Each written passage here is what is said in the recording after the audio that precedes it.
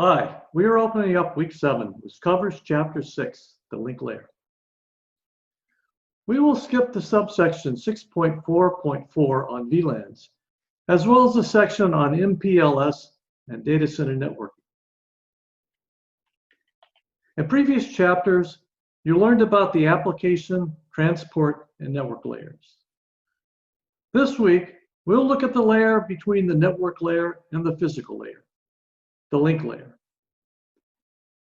This layer is the protocol layer that transfers data between adjacent network nodes in a wide area network, or WAN, or between nodes on the same local area network, or LAN. The data link layer handles the moving of data into and out of a physical link in a network. We start our study with a deeper look at error detection and correction. In chapters 3 and 4, we saw that UDP, TCP, and IP version 4 use checksums to detect errors. This week, we'll see how the link layer uses a more robust error detection and correction method called cyclically redundancy checking, or CRC. There are two types of network links, point-to-point and broadcast. For the broadcast links, we examine how many nodes can share a single broadcast channel. This is termed multiple access. In chapter 4, you learned about IP addressing in the network layer. The IP address can be thought of as a software address used to get the message to the internet. The device interface's IP address has to be changed if it's moved from one network to the other. On the other hand, a link layer address is often called a hardware address because the address is usually permanently associated with the device interface. It is also called the Media Access Control, or MAC address. As we look at the most predominant link layer protocol, Ethernet, we find that the MAC address is burned into the network interface card. The MAC address is used to move the message inside the local area network. As we discuss LANs, we'll take a closer look at the key component of the link layer, a LAN switch.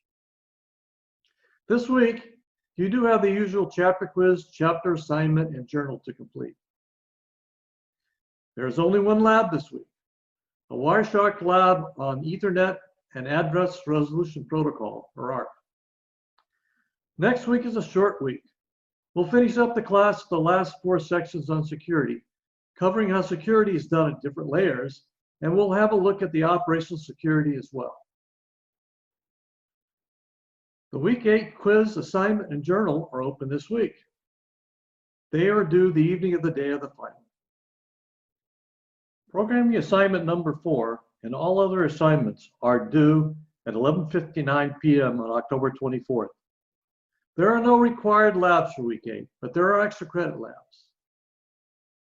The 3 extra credit labs are a Wireshark SSL lab, a Mininet POX controller lab, and a Mininet GRE IP version 6 lab. The POX controller is an SDN controller written in Python. The GRE IP version 6 lab guides you through tunneling IP datagrams inside IP datagrams.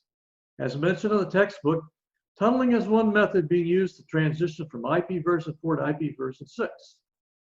The extra credit labs are also open this week and are due October 24th. The final will be on Saturday next week, October 24th. The final will be comprehensive, covering chapters 1 to 6 and the first half of chapter 8. The final will not cover the section of chapter 8 that we cover next week. For the final exam prep, we are providing a few resources. We have placed a study guide and a pre-final on iLearn. The study guide will help you focus your preparation work. The pre-final quiz has questions that are similar to some of the questions on the final. You can take the pre-final an unlimited number of times. It will count the same as a quiz.